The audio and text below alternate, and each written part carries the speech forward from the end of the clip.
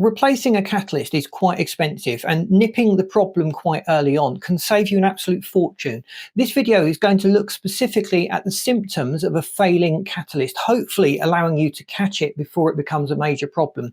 We're also going to look at some diagnostic techniques that will determine whether the fault is a catalyst or whether you should be looking elsewhere in the engine. You may be getting P0420 or P0430 error code showing. You may be getting that smell from the catalyst, a sulphurous smell. You may have noticed poor running. They're all indicators that there could be something wrong with your catalyst and that it is about to fail. But it'd be really handy if we just have some diagnostic techniques in our arsenal to identify whether it is the catalyst or whether the problem is elsewhere in the car.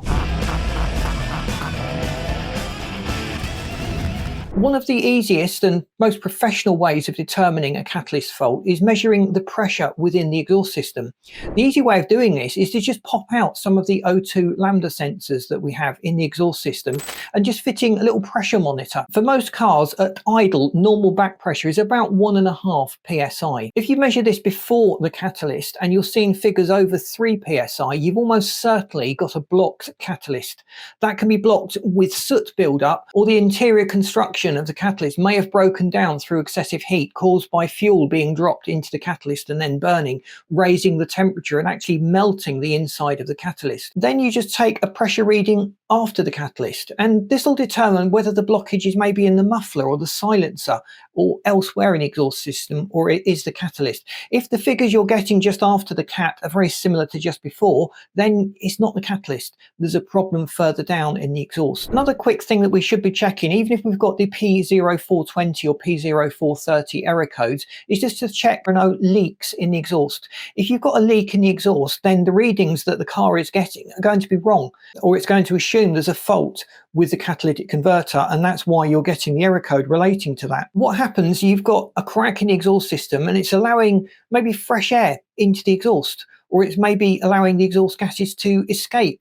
So the readings the car is getting through the O2 sensors is going to be inaccurate, and its only conclusion is going to be there is a fault somewhere in the system, and it is usually the catalyst, which is why we get those error codes. If you do this at night, you can use a flashlight, and that's usually a good way of determining if you have an exhaust leak, because the exhaust gases will show up very easily against the flashlight in the dark. Someone else suggested blocking the exhaust and just seeing where the pressure goes, but I'm not sure I recommend that, because it can introduce problems or break seals that were on their last legs or joins that were somewhat worn. But that would certainly identify that you've got a leak in the exhaust system. If nothing happens and everything is still running smoothly, those exhaust gases are going somewhere. Now, you can also use a heat gun or a thermal camera to diagnose the catalyst. Now, what we're looking for is the operating temperature of a catalyst.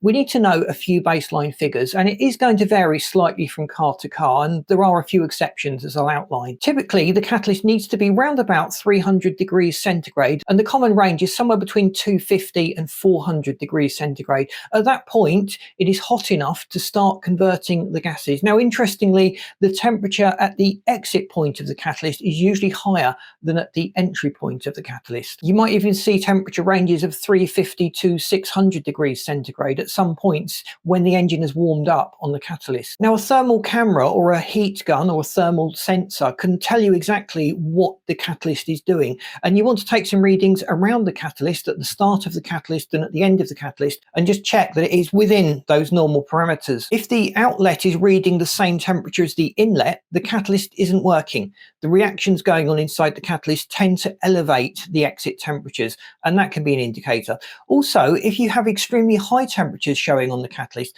that can indicate there is a problem or a potential problem, because catalysts don't like running too hot. If the temperature is well over 800 degrees centigrade, that is almost certainly a problem. Although if you have a diesel engine and it is running a particulate cleaning cycle, then you will probably see temperatures exceeding 800 degrees centigrade. But there's going to be other symptoms to spot whether the regen process is going on or not.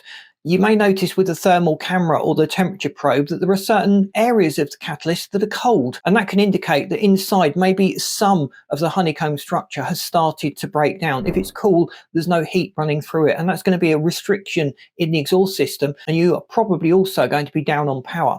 Catalysts contain platinum, rhodium, and palladium, all very expensive metals, making them prime candidates for theft. Sometimes people get in their car and drive it without realizing the catalyst has been stolen, and they suddenly think they're driving a sports car due to the exhaust sound, but it should be obvious if you have a catalyst that is actually missing.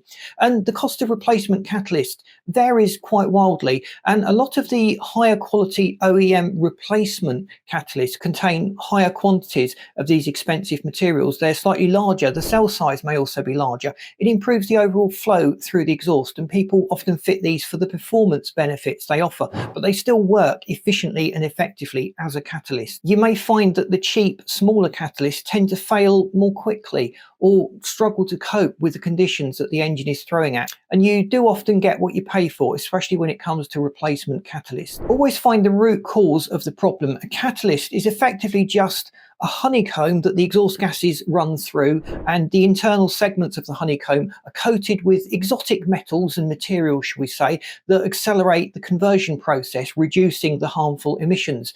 The catalyst doesn't really do anything else. It just gets hot and does that conversion process almost magically. The whole point of a catalyst is to accelerate these chemical reactions, and it uses heat to do this. If the catalyst is running too hot, then you're probably dumping too much fuel into the engine. The engine is probably running rich. There may be leaks somewhere in the system, so the O2 sensors are causing a fueling problem.